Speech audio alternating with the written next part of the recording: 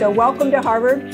We have the wonderful blessing to have Professor Nancy Gibbs doing an open session with us today, live from her office as the director of the Shorenstein Center and a professor of practice for press, politics, and public policy. Many of you know Nancy as her illustrious career with Time magazine had risen to being the first female editor of Time magazine. She spent over 30 years with the magazine and has got a lot of accomplishments there, some of which I'll share.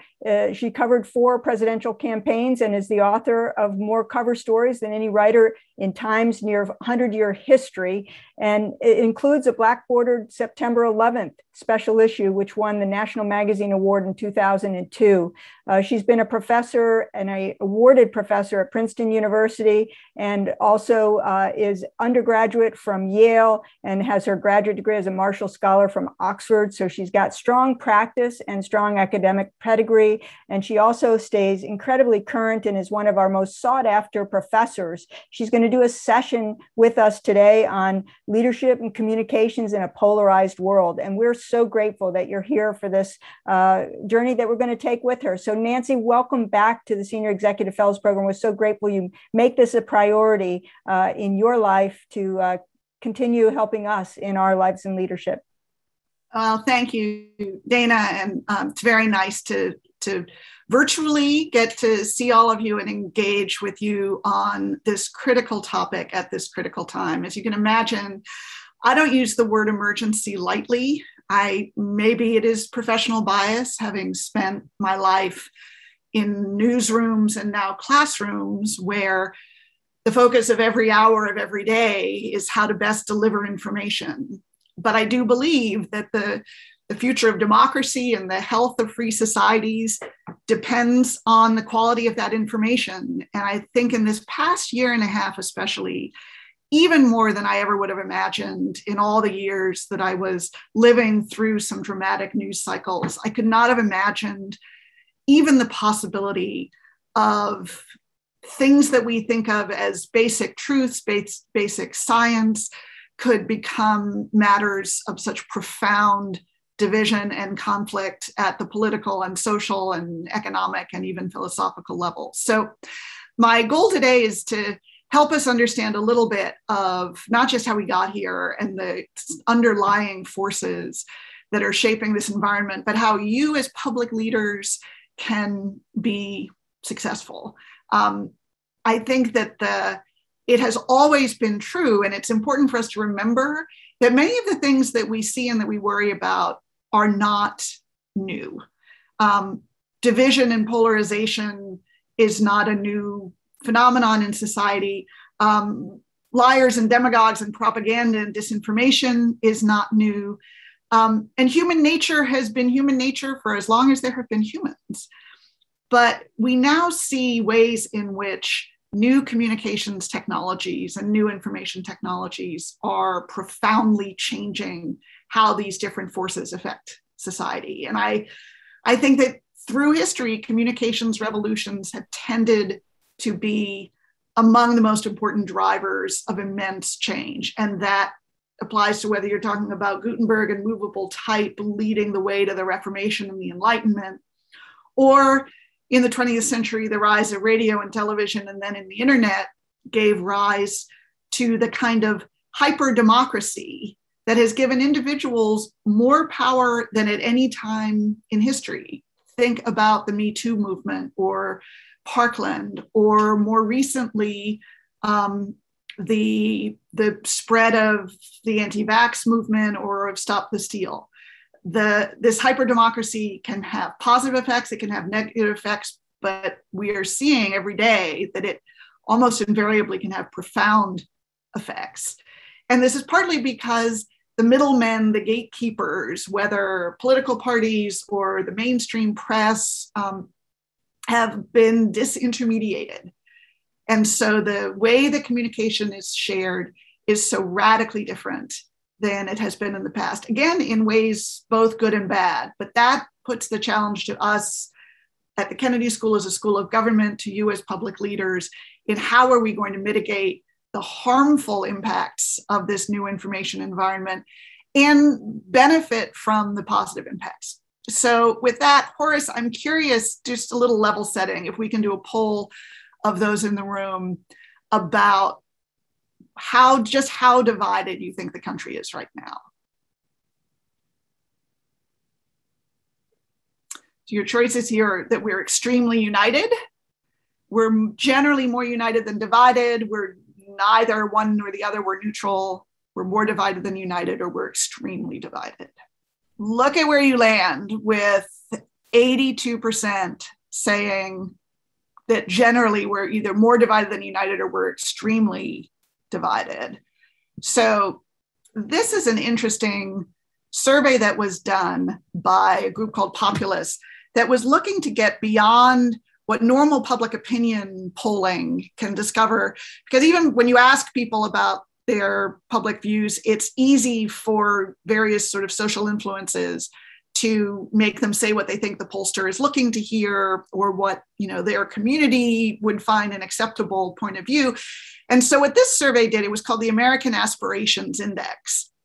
And what it tried to do was to ask both, how divided do you think the country is, other people are, around certain issues, and then you personally, how strongly do you feel about certain issues? So it split off people's personal private views from their judging of public sentiment. And like you, they found, in their case, 82%, a different split, but similarly 82% personally believed that the country was not only more divided than united, but in the case of 41%, extremely divided. And that was only a little bit more than those who thought that other people felt that. But what was most interesting, beyond that the country generally understands how divided we are, is that, in fact, when they asked about particular national values and priorities and policy goals that Americans individually thought were important, there was much less division. And that there, as that misperception gap challenge that you did asynchronously, there is one of the challenges that we are facing is that there is a lot of misunderstanding around the intensity of people's feelings and what are the factors that are actually uniting us versus dividing us. So what fascinated me about this report, and it's similar to the Pew report that I shared with you in the asynchronous video, is that across race and gender and income and education levels and the 2020 presidential vote, there's remarkable agreement on long-term national values and priorities that people think we should be focusing on as a country moving forward. Chief among those, access to high-quality healthcare as a necessity, not as a privilege, an overwhelming commitment to individual rights, and upholding equal treatment for all people. So what this raises the question is, how divided are we really? And the evidence suggests that we mistake really intense division over a small number of issues, which are mainly immigration, education, for widespread partisan disagreement over a lot of issues. And that is a fundamental misperception about the nature of the polarization in the country. So the other thing I think that's important to realize is that when you ask people, how important is national unity as a long-term goal, it doesn't actually rank all that high. There's, at some level, people think that division, when handled well, and debate and a healthy public debate, is a necessary part of democracy. It's how you get smarter. It's how you play your ideas off against other people, understand their weaknesses and strengths. And this is a value that I constantly come back to in the classroom in trying to encourage my students to disagree with each other as a way of sharpening each other's thinking on important issues. So the deep disagreement on things like, as I say, immigration and border security, education, exaggerate the impression of broader division. One place where the that division is most pronounced, and this will not surprise you given the news cycles we are living through, is that Democratic voters, generally people who voted for Joe Biden in 2020, put civic engagement and access to the democratic process as a much higher value than people who voted for President Trump. President Trump's voters put issues of border security and immigration as a much higher value. And that is one of the places where we see the biggest difference. But it makes me wonder whether the perception of division on key issues is one of the things that drives a certain amount of pessimism. Because again, if you look across income, and if you look across people who have four-year degrees and those who don't, or across race and ethnicity, white, African Americans, Hispanic Americans, when you have them prioritize, what do you really care about? It is amazing how many of those priorities are shared. And while there are differences, the really profound ones are almost entirely political in nature. The differences are not around race, they're not around gender, they're not around education, they're not around income. They are around which political tribe you affiliate with. So those are some of the challenges around democracy generally, but I focus, of course, on the media piece and the fact that a large majority, 72% of Americans, think that the tech companies are too powerful. They think that social media's impact on the country and our civic health is net negative. You have been following the Facebook papers in the news these last weeks, which I think is really driving the public reckoning that we are having with the power of all the platforms, not just Facebook. Facebook is on the griddle right now, but all the platforms, the impact that they have had on our discourse.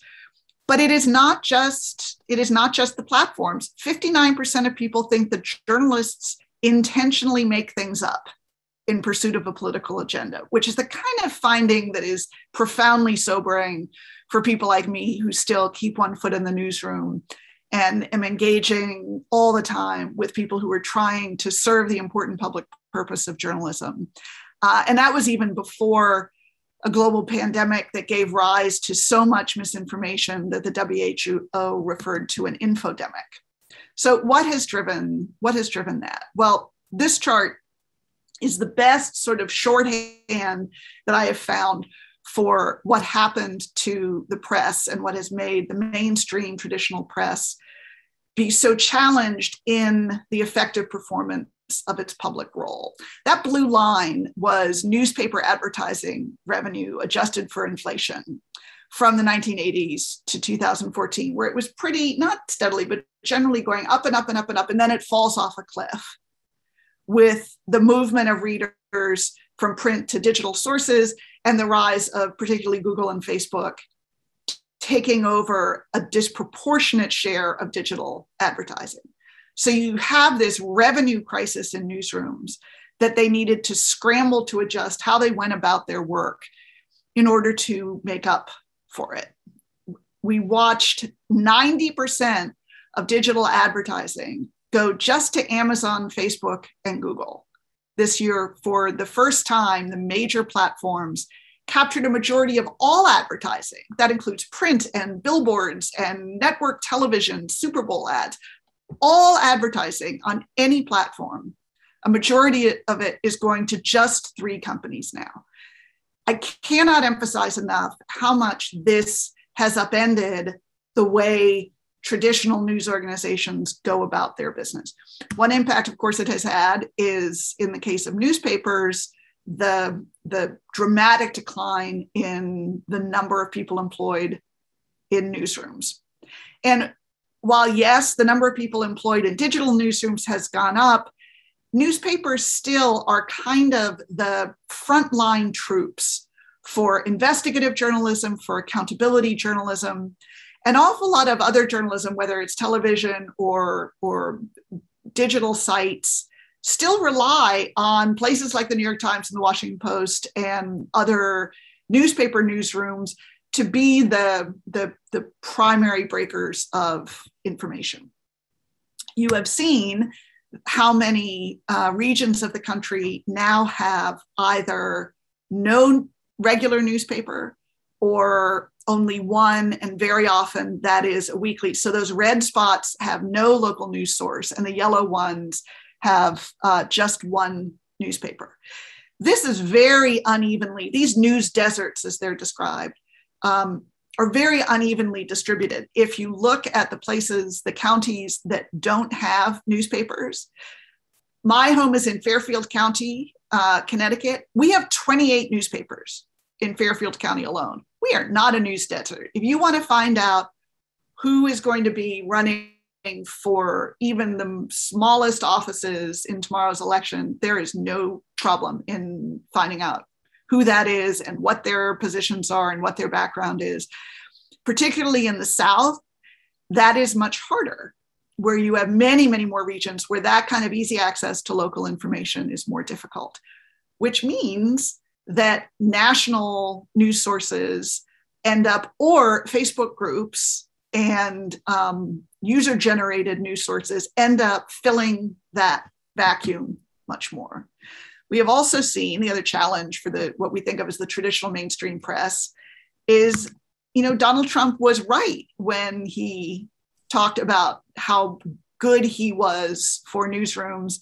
And in fact, I think it was Les Moonves at CBS and Viacom who said, even he who was not a supporter of the president said Donald Trump may be bad for America, but he's been great for CBS. This is how much traffic has dropped just between June of 2020 and June of 2021 in major newsrooms. So really dramatic change in traffic. So if your business model depends on engagement, monetizing eyeballs, whether that is to sell them subscriptions or to sell advertising against them, you can easily figure out the impact that this kind of drop is going to have on their ability to maintain the significant cost base of running a newsroom, which brings me to this tension. And this is one that I felt every day in trying to run a global newsroom that was, again, performing its public duty. That if I wanted to do a months-long investigation of conditions in nursing homes or of what is really happening in the civil war in Yemen, some of those journalistic projects that are the most important when it comes to informing the public and shaping policy are the most expensive to produce, sometimes the most dangerous for the journalists to produce. They're often ones that the advertisers don't want to be anywhere near. And so the things that are most anchored in the purpose of the press can be directly at odds with the things that drive profit. So when you ask journalists, what's wrong with the media? What role is the press playing in contributing to the challenges to our discourse, to the unhealthiness of our public sphere?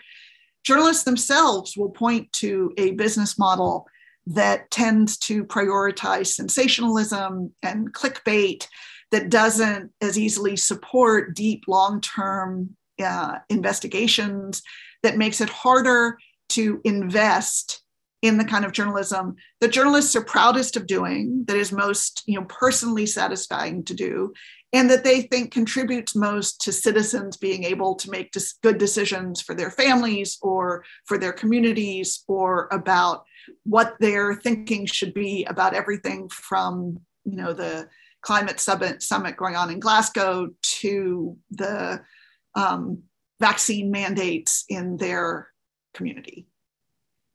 So not surprisingly, you see the public faith in the press declining to such a point that journalists are aware that they are perceived as being biased, as not acting in the public interest, of putting profit ahead of that public interest. And I can't say enough how powerful that antipathy is among broad swaths of voters against the mainstream press, not to mention those who broadly shape the culture in publishing and entertainment and in academia. I think that is something that, again, as someone who comes out of the mainstream press and is now lodged in a premier academic institution, that I am very mindful of how what we are producing, positions we are taking, research that we are generating, or in the case of newsrooms, coverage that we are driving, is no longer by any means simply accepted as true or as valuable or as in the public interest or as designed to be healthy for democracy. And does that matter? Yes, a large majority, when you ask citizens, does it matter, including 74% of Republicans and 78% of independents, say, yeah, it really matters to have a high-functioning, healthy media as a critical ingredient to the health of democracy.